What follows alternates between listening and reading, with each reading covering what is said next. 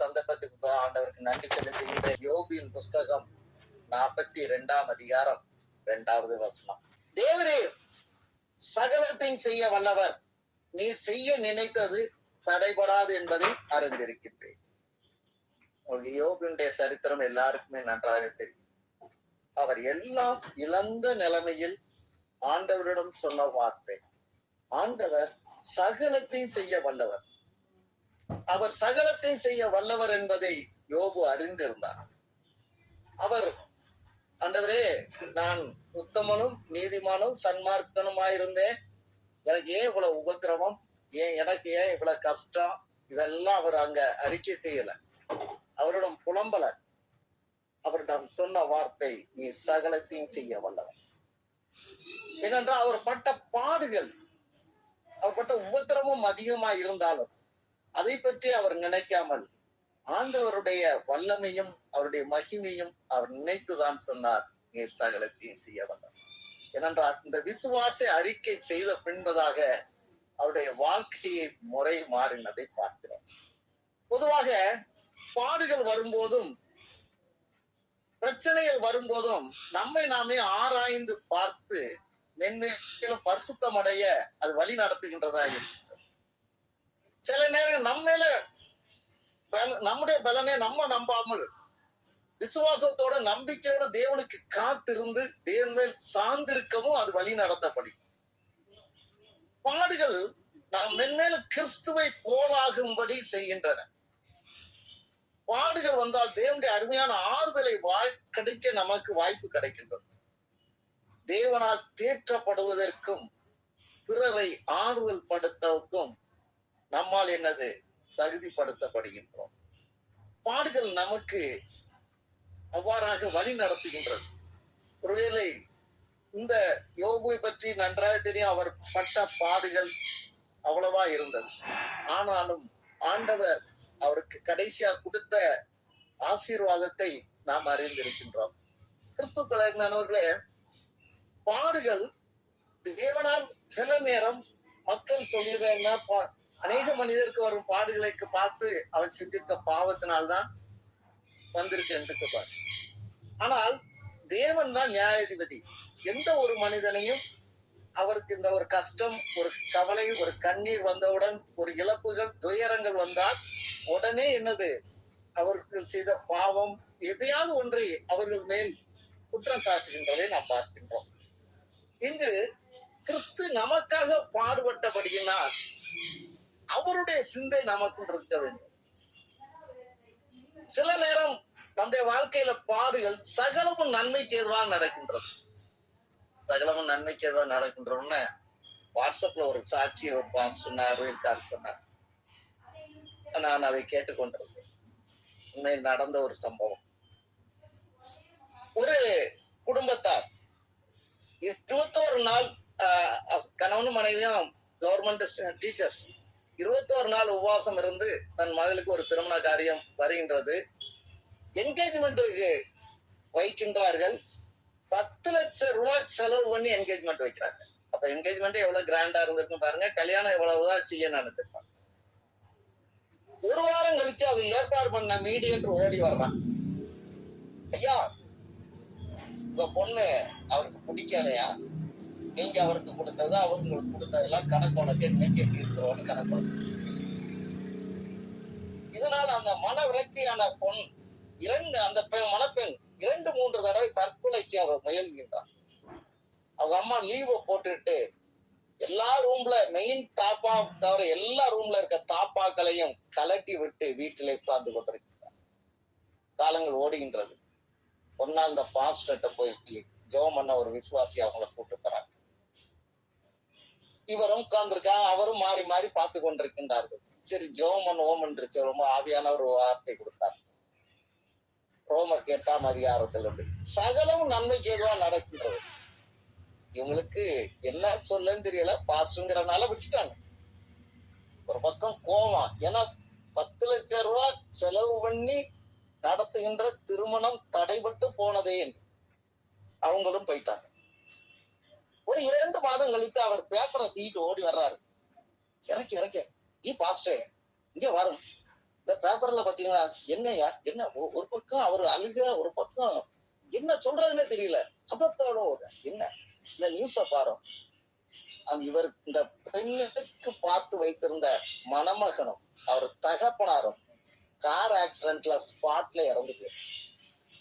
அப்பதான் சகலம் நன்மைக்கு எதுவாக ஆண்டவர் நடத்தினார் என்று சந்தோஷப்பட்டார். இன்றைக்கு 2 பேரும் வேறொரு மணமகனை திருமணம் செய்து ஒரு 5 லட்சம் ரூபாய் மாசம் ஐடி ஃபீல்ட்ல வேலை செய்து கொண்டிருக்கின்றார். மிகவும் சந்தோஷமா. ஒருவேளை இழப்புகள் பாடுகள் வரும்போது தேவன் அது வழியாக நம்மை நடத்துகிறவராய் இருக்கின்றார். ஒரு வேடிக்கையா ஒரு பாஸ்டர் ஒரு தடவை ஒரு சம்பவத்தை சொன்னார். அவருடைய வாழ்க்கையில் நடந்தது.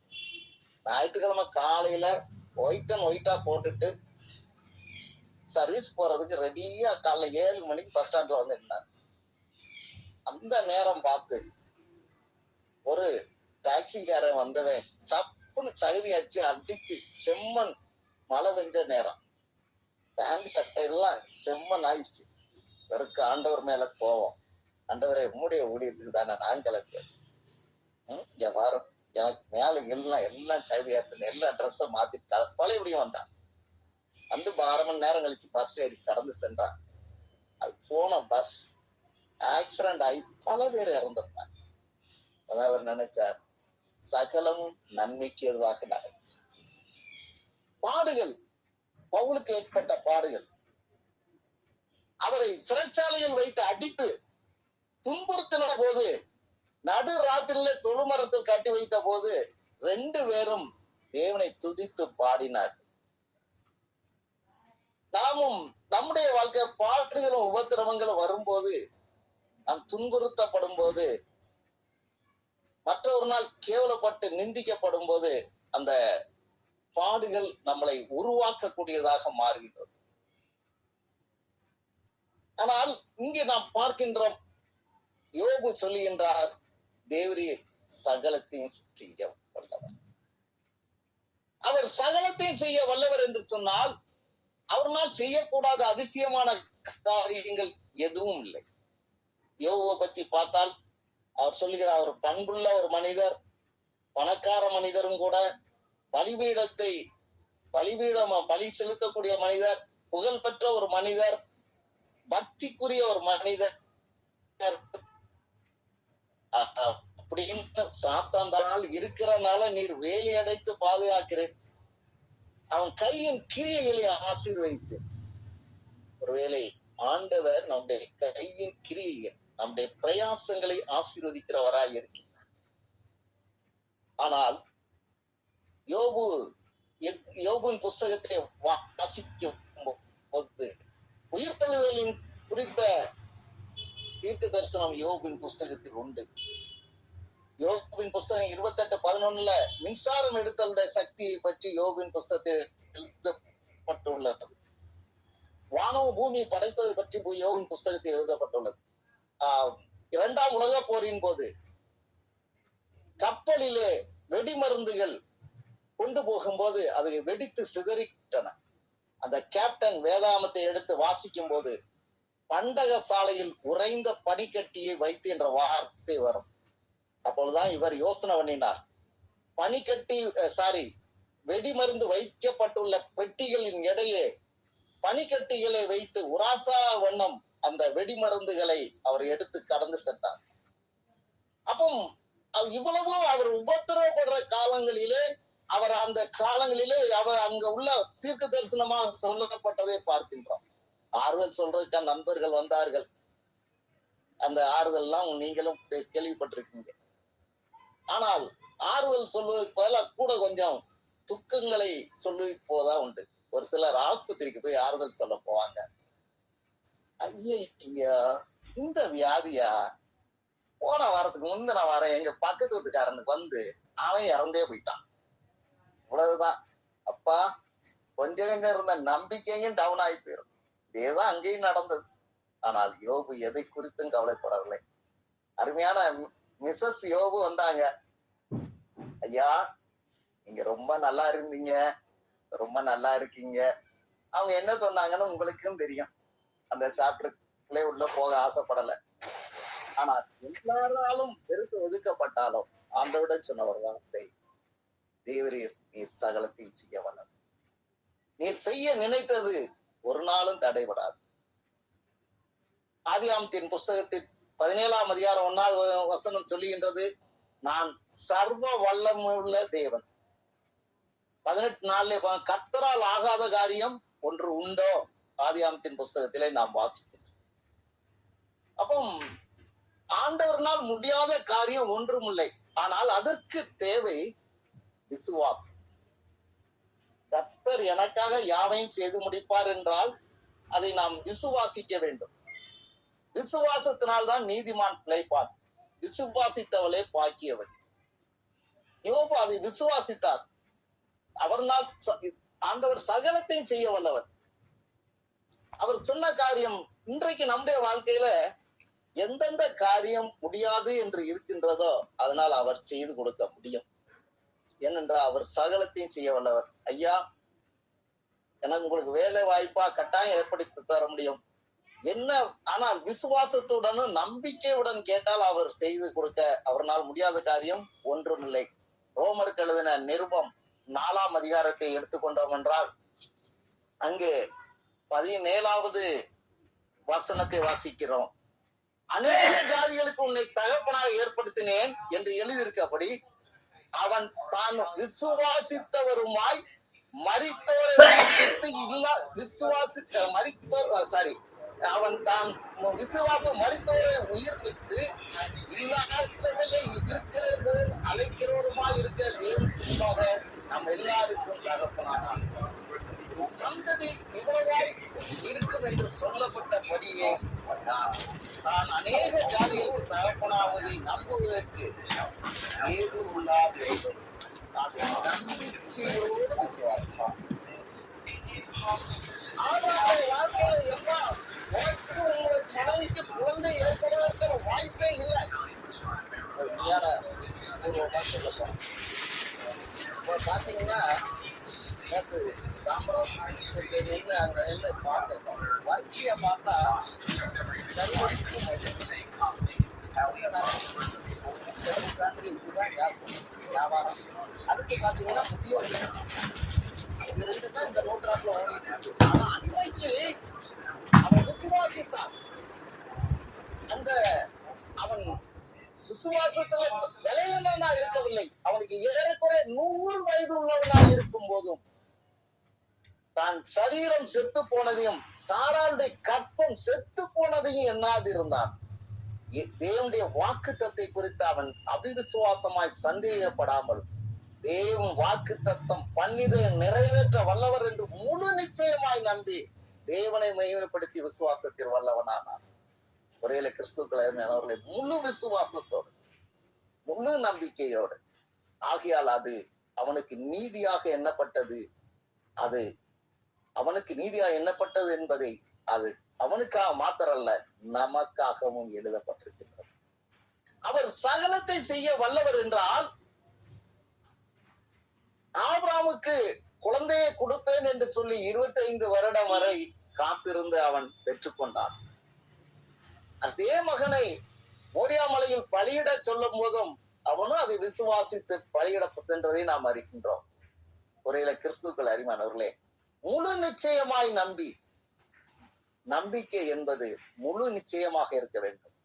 ஏதோ அறகுறையாக வைத்திருந்தோம் என்றால், அவிசுவாசமாய் இருந்தோம்னா இதெல்லாம் இயேசு செய்வாரா, எனக்கு என்னமோ சந்தேகமா இருக்கு, அவ்வளவுதான்.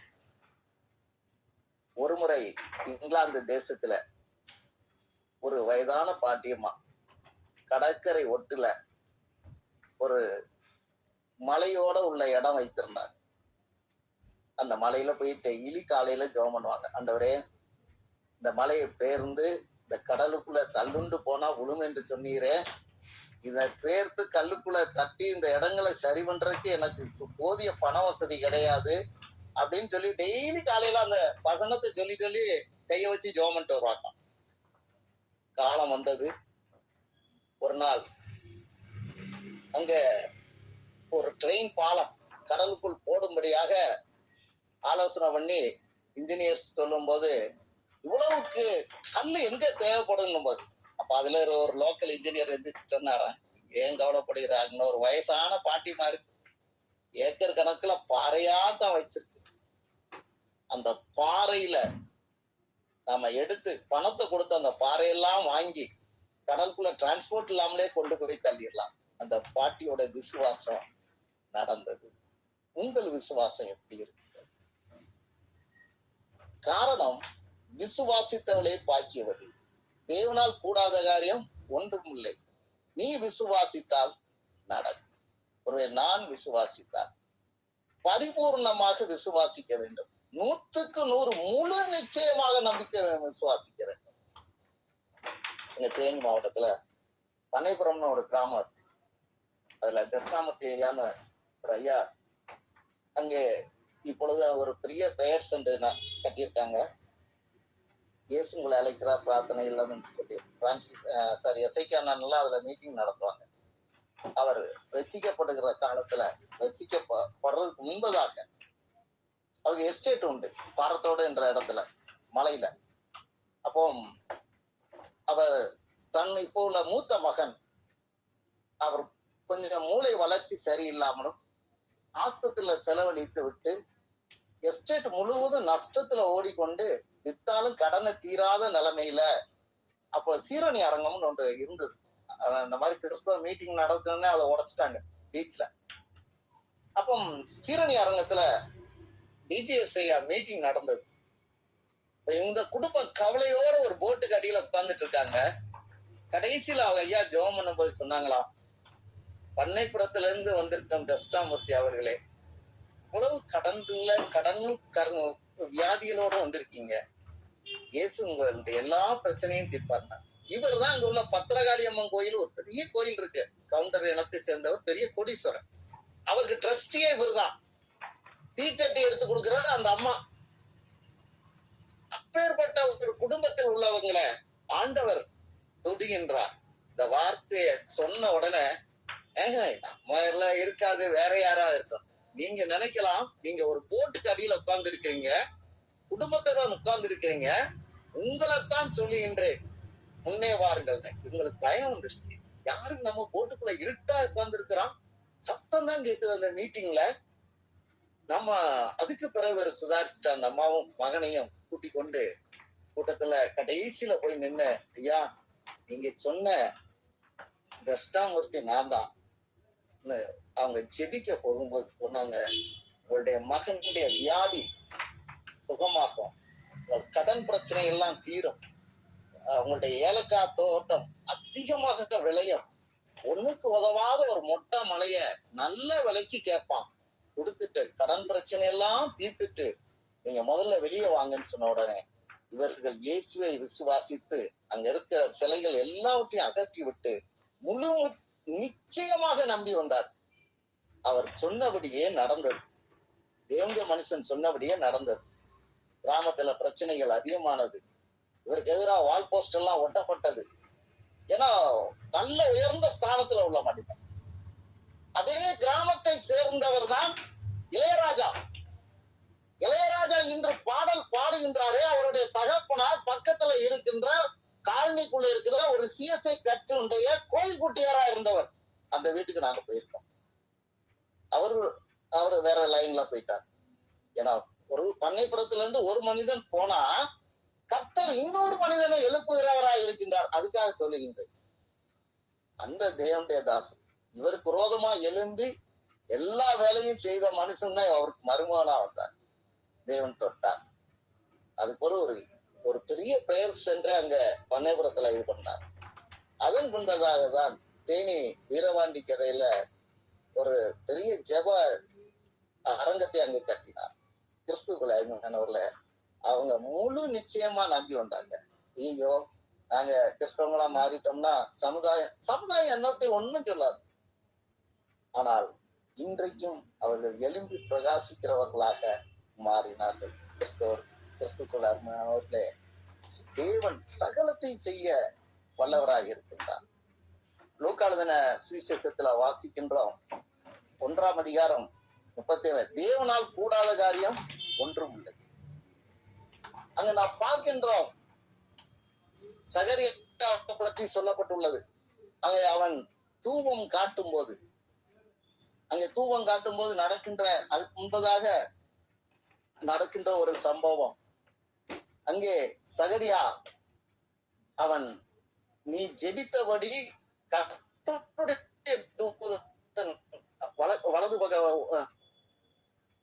பக்கத்தில் அவன் நின்று சகரியாவே அவனை கண்டு பயமடைந்தான். சகரியாவை பயப்படாதே, உன் வேண்டுதல் கேட்கப்பட்டது. உன் மனைவியாகிய எலிசபெத் உனக்கு ஒரு குமாரனை பெறுவாள். அவனுக்கு யோவான் என்று பெயருடையாக. உனக்கு சந்தோஷமும் மகிழ்ச்சி உண்டாகும். அவன் பிறப்பின் நின்று அநேகர் சந்தோஷப்படுவார்கள். அவன் கர்த்தருக்கு மிகப்பெரியவனாய் இருப்பான். திராட்சை ரசம் மதுவும் குடியா தன் தாயில் வைத்திருப்பான். இத சொல்லும் போது 18வது வருஷம் தேவதூதன் நோக்கி, ஐயா நானும் கிழவனா இருக்கேன், என் மனைவியும் வயது சென்றவளா இருக்கான். அப்போ தேவதூதன் ஒன்னே ஒண்ணு சொல்றான், நற்செய்தி அறிவிக்கப்பட்ட அறிக்கை வந்திருக்கிறேன். 20வது வசனம், இதோ தகுந்த காலத்தில் நிறைவேற போகிறேன் வார்த்தையில் நீ விசுவாசியாக முடியினால் இவைகள் சம்பவிக்கும் நாள் மட்டும் நீ பேசக்கூடாமல் பூமியாய் இருப்பாய். நம்முடைய அவிசுவாசமான வார்த்தைகள். ஆமா ஏசு நம்பி என்னத்தை கண்டான், இது நடக்குமா, இது நடக்காது. அதாவது நம்முடைய அவிசுவாசமான வார்த்தைகளை செய்யும் போது கட்டாயம் நடக்காது. நான் விசுவாசிக்கிறேன் ஐயா, அது கட்டாயம் நடக்கும். நான் விசுவாசிக்கிற இன்னார் என்று அறிந்திருக்கேன். அப்போ அவனுடைய அவிசுவாசத்தின்படி அவன் ஏனென்றால் அவன் அவிசுவாசமான வார்த்தையை சொல்லும்போது அந்த கருவே கலந்து போயிடும். அதனாலதான் நான் சொன்னா, நான் அந்த நாள் நடக்க மட்டும் நீ என்ன செய்ய மாட்ட, வாய்ப்பே. ஒருவேளை கிறிஸ்துக்குள்ள இருந்தானவர்களே, உங்களுக்கு மற்ற சம்பவங்கள் தெரியும். யோவான் சாணன் பிறந்து அவன் பேர் வைக்கும் போது அவனுடைய வாய் திறக்கப்பட்டதை நாம் பார்க்கிறோம். ஒருவேளை இந்த நாளிலும் ஆண்டவர் நமக்கு கொடுக்கிற இன்னொரு அறைகுவர் மத்தேயு 11:28, வருத்தப்பட்டு பாரம் சுமக்கிறவர்களே நீங்கள் எல்லாரும் என்னிடத்தில் வாருங்கள், நான் உங்களுக்கு இளைப்பாறுதல் தருவேன். அவரை விசுவாசிக்கிறார். தேவனால் கூடாத காரியம் ஒன்றுமில்லை. நம்ம வருத்தங்கள் பாரங்கள் எல்லாம் அவரிடம் வைத்து விடுங்கள். அவர் கட்டாயம் அதிலிருந்து நமக்கு விடுதலை கொடுக்க வல்லவராக இருக்கின்றார். அவர் கொடுத்த அன்பின் அழைப்பு நமக்கு அதுதான். அந்த அன்பின் அழைப்பை ஏற்றுக்கொண்டு அவர் சகலத்தையும் செய்ய வல்லவர் என்னுடைய வாழ்க்கையில அவர் செய்ய நினைத்தது தடைபடாது என்று அறிந்திருக்கிறேன். யோவான் எழுதின சுவிசேஷம் 2ஆம் அதிகாரத்துல 1 முதல் 10 வசனங்களை வாசிக்கின்றோம். கானாவூர் கல்யாணம், அருமையான பாப்பா பிரியா அழகான இந்த இதுல இருந்து ஒரு செய்தி கொடுத்தாங்க. அவரிடம் சொல்லும் போது, அவருடைய தாயார் சொல்லும் போது, அந்த தாயார் அவர்களுக்கு வேலைக்காருக்கு சொன்ன, அவர் உங்களுக்கு என்ன சொல்லுகிறாரோ அதன்படி செய்யும். ஒருவேளை அவர் சகலத்தையும் செய்ய வல்லவர், அவர் நமக்கு என்ன சொல்லுகிறாரோ அதன்படி கீழ்ப்படிந்து நடப்போம் என்றால் விந்தன திராட்சை ரசத்தை காட்டிலும் விந்தன திராட்சை ரசம் ருசி உள்ளதாய் மாறும்.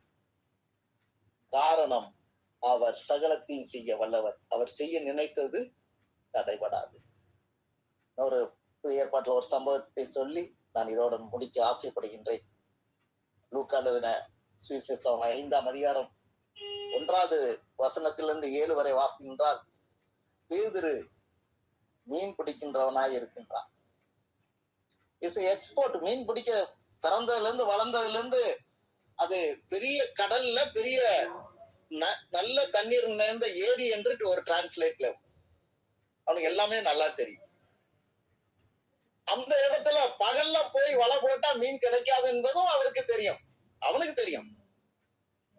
ஆனாலும் அவனுடைய படகு இயேசுவிடம் கொடுத்தான். உட்கார்ந்து பிரசங்கம் பண்றதுக்கு ஒரு ஃபுல் பீட்டா எடுத்து யூஸ் பண்ணார். அவன் வலைகளை அலசி கொண்டிருந்தான். அவன் அவனுடைய வார்த்தையை கேட்டுக்கொண்டிருந்தான். அந்த வார்த்தையை கேட்டவங்க நிறைய பேர், ஒரு திரள் கூட்ட ஜனங்கள் அவரை சூழ்ந்து கொண்டு நிற்கை. ஆனா அவங்க யாருக்கும் அதிசயம் அற்புதம் நடக்கவில்லை. இவனை பார்த்தான் சொன்னார். இவனுடைய ஒரு எண்ணம் ஓடி இருக்கும், ஆண்டவரே இவ்வளவு போதிக்கிறீரே, என்னுடைய வாழ்க்கையில இன்று நான் தோல்வியோடு உட்கார்ந்துட்டு இருக்கேன். நான் என்ன செய்ய அடுத்த ஸ்டேஜ்? ஏனென்றால் அவன் கூட வந்தவங்களுக்கு சம்பளம் கொடுக்கணும், ஒன்றும் கிடைக்கவில்லை. அவன் சொல்லுகின்ற ஒரு வார்த்தை, இரவு முழுவதும் பிரயாசப்பட்டும் ஒன்றும் அகப்படவில்லை, தோல்வியில் சைபர்ல தான். என்று நம்ம தோல்வியை ஆண்டவரிடம் ஒப்புக்கொண்டு, ஆண்டவரே என்னால் இது முடியாது, உம்மால் முடியும் என்று ஒப்பு கொள்ளும் போது அவரு அற்புதம் செய்ய முடியும். இல்லைங்க, எனக்கு எல்லாமே தெரியும், எனக்கு தெரியாத ஒண்ணுமே கிடையாதுன்னா அவர் அற்புதம் செய்ய முடியாது. அப்படி சொல்லல, ஸ்கில்டு ஒர்க்கர், பரம்பரை மீனவன்.